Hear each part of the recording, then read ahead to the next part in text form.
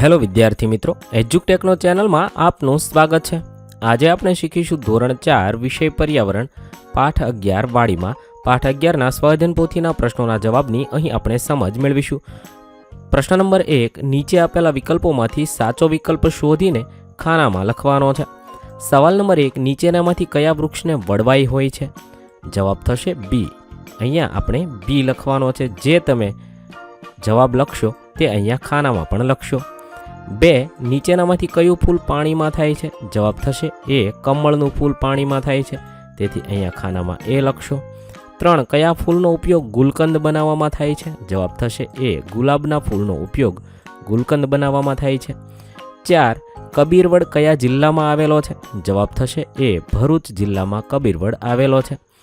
5, ખાખરાના ફૂલને શું કહેવાય છે? તો જવાબ થશે ડી, ખાખરાના ફૂલને કેસૂડો કહેવાય છે। 6, સામાન્ય રીતે વનસ્પતિનો કયો ભાગ જમીનની અંદર હોય છે? જવાબ થશે એ, મૂળ ભાગ જમીનમાં હોય છે। 7, નીચેનામાંથી કઈ શાકભાજીના મૂળનો ઉપયોગ ખોરાક તરીકે થાય છે? જવાબ થશે સી, ગાજરનો ઉપયોગ ખોરાક તરીકે થાય છે। 8, પતંગિયું છોડના કયા ભાગ તરફ આકર્ષાય છે? જવાબ થશે સી, ફૂલ તરફ આકર્ષાય છે। 9, નીચેનામાંથી કયા વૃક્ષના મૂળ જમીનની અંદર અને બહાર જોવા મળે છે? જવાબ થશે ડી, વડના મૂળ જમીનની અંદર અને બહાર જોવા મળે છે।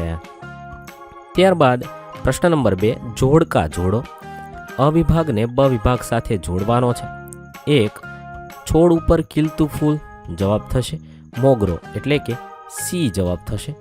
બીજું છે ઝાડ ઉપર ખીલતું ફૂલ, તો જવાબ થશે કેસૂડો એટલે જવાબ આવશે ઈ, કેસૂડો। 3, પાણીમાં ખીલતું ફૂલ, જવાબ થશે એ, કમળ જે પાણીમાં ખીલે છે। 4, વેલ ઉપર ખીલતું ફૂલ, તો બી, મધુમાલતી જે વેલ ઉપર ખીલે છે।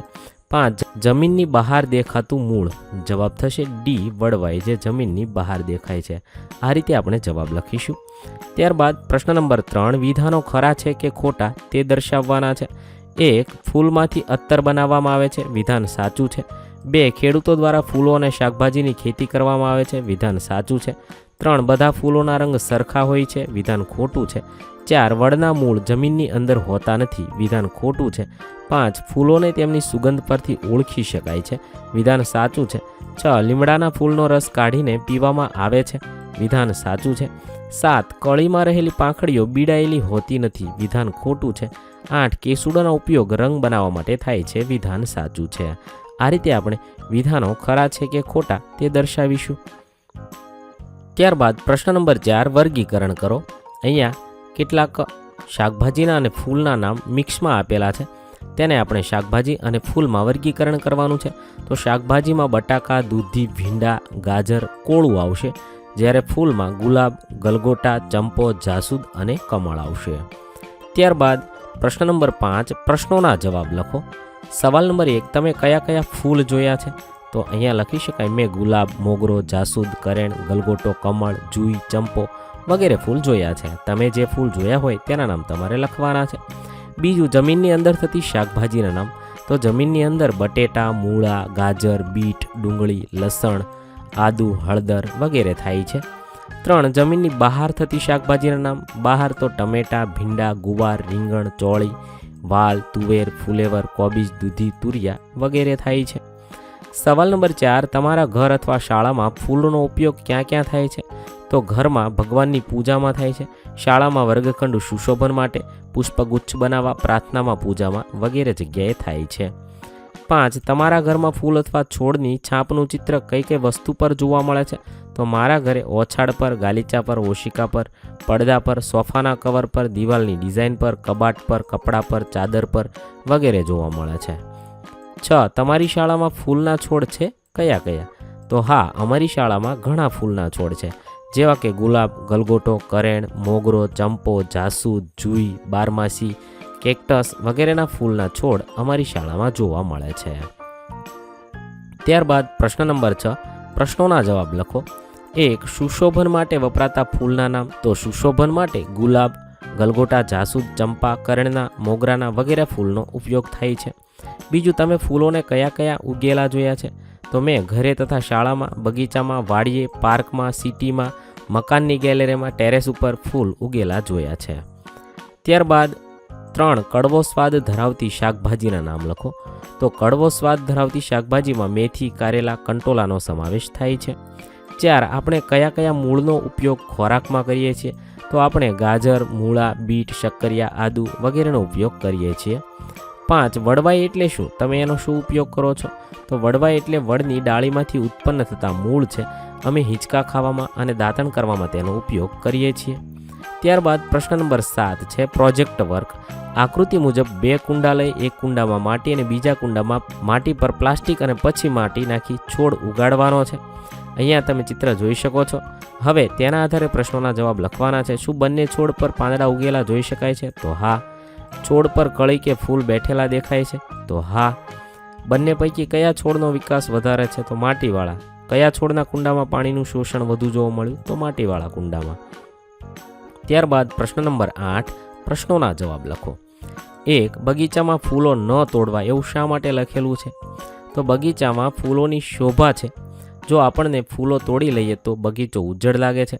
આથી લોકો ફૂલો ન તોડે એટલા માટે ફૂલો ન તોડવા એવું લખેલું હોય છે. ત્યારબાદ સવાલ નંબર 2 વૃક્ષો આપણને કઈ રીતે ઉપયોગી છે? તો વૃક્ષો ઘણી રીતે ઉપયોગી છે. આપણને છાંયો આપે છે, ફળ આપે છે, ફૂલ આપે છે, વરસાદ લાવવામાં મદદ થાય છે, વાતાવરણને ઠંડુ રાખે છે અને ઓક્સિજન આપે છે. આ રીતે ઘણી રીતે વૃક્ષો ઉપયોગી છે. 3 પવન અને ભારે વરસાદમાં ઝાડ શા માટે પડી જતા નથી? તો ઝાડના મૂળ વધારે ઊંડા હોય છે. જમીનમાં વધારે ઊંડા મૂળને લીધે ઝાડને તે જકડી રાખે છે. આથી પવન અને ભારે વરસાદમાં ઝાડ પડી જતા નથી. સવાલ નંબર 4 કુંડાના છોડને રોજ પાણી આપવું પડે અને લીમડાના વૃક્ષને રોજ પાણી આપવું પડતું નથી. આવું શા માટે? તો લીમડાનું વૃક્ષ જમીનમાંથી પાણીનું શોષણ કરી લે છે, જ્યારે કુંડાના છોડમાંથી પાણીનું શોષણ કરી શકતા નથી. આથી કુંડાના છોડને રોજ પાણી આપવું પડે છે. ત્યારબાદ પ્રશ્ન નંબર 9 તમારા મિત્રો, માતા પિતા કે દાદા દાદીને પૂછીને ફૂલ અને શાકભાજીના ગીતની પંક્તિ લખો.